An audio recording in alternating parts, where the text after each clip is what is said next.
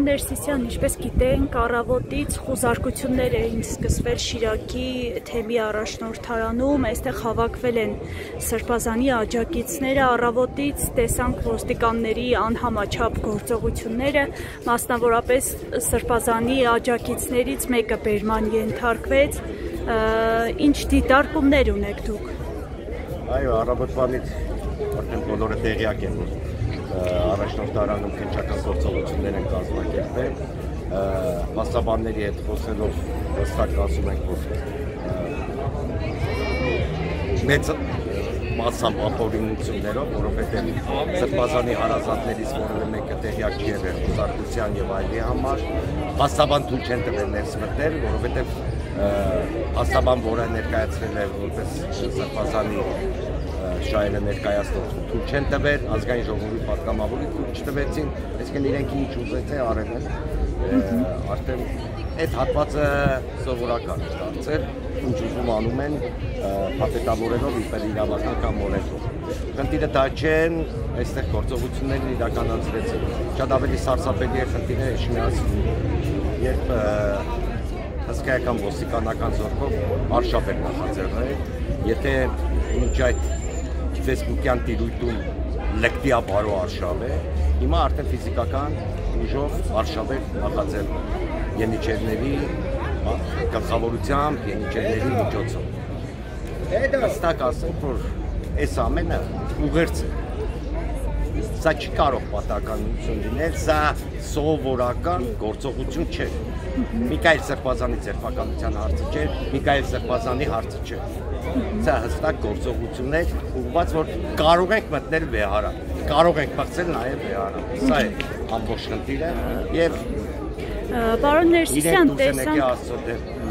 տեսանք, որ այստեղ իշխանականները իրենց հաշվարկներում սխալվեցին, որովհետև դիմադրության արժանացան հենց թե վեհարանում, թե այստեղ Գյումրիում տեսանք հազարավոր, հարյուրավոր մարդիկ դուրս էին եկել փողոց, աջակցություն էին հայտնում սրբազանին,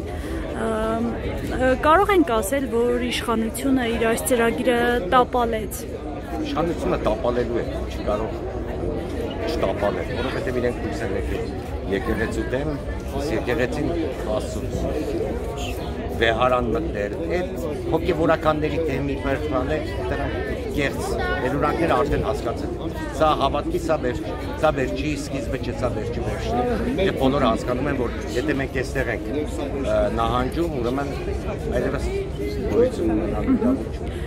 Միքայել Սրբազանը օրեր առաջ էր հայտարարել, որ Նիկոլ Փաշինյանի այս պատերազմը, որ եկեղեցու դեմ է, ինքը անպայման պարտվելու է այս պատերազմում։ Նիկոլ Փաշինյանը փաստացիորեն պատերազմ է սանձազերծել հայ ժողովրդի, հայ եկեղեցու դեմ։ Ինչով է պայմանավորված նրա վախը հայ առաքելական Սուրբ եկեղեցուց։ Երկու հիմնական պատճառ կարելի է նշել, որը ինձ է տալիս իրավիճակը բնութագրել։ Առաջինը հստակ պատվեր ունի, եւ պատվեր ունի դրսից։ Մեր ինքնության դեմ պատերազմ, ինքնության դեմ պատերազմ շուտ է սկսել։ Այն ինչ կատարվում է դպրոցում, ապացկայնացման գործում, այն ինչ կատարվում է մեր արգելքների հետ, այդ բոլորը մեր ինքնության դեմ պատերազմ է։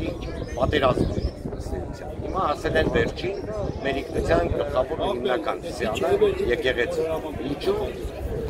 որովհետև պատվեր ունի, բայց այստեղ պատվերն չէ, ինքը էությամբ այդպես է։ Եթե պիղծ է, ուրեմն կարող են ամեն ինչ անել, եւ այդ պատվերներն էլ հաջողված կատարվեն։ Պարոն Ներսիսյան, ժողովրդական այս դիմադրությունը ինչ մեսիջ էր իշխանություններին։ Ժողովրդական դիմադրությունը հանել եկեղեցու, առաջի քրիստոնյա ազգն ենք, ոչ միայն որ պետական կերպով գտնվում, այլև հանուն Քրիստոսի վկայություն ենք տվել Վարդանանց պատերազմում, հանուն Քրիստոսի նահատակություն, սա ամբողջ աշխարհի պատմության մեջ է սեքսի։ Եվ ինքը որ դուք եկել իկոններից պետարներն են եղել ու պարտվել են, այդպես որ այդտեղ խնդիր չեն տեսնում։ Ուղղակի արտնացումն է։ Շատ դժվար լինում, բայց հասարակությունը այլևս նահանջելու որևէ տեղ չի։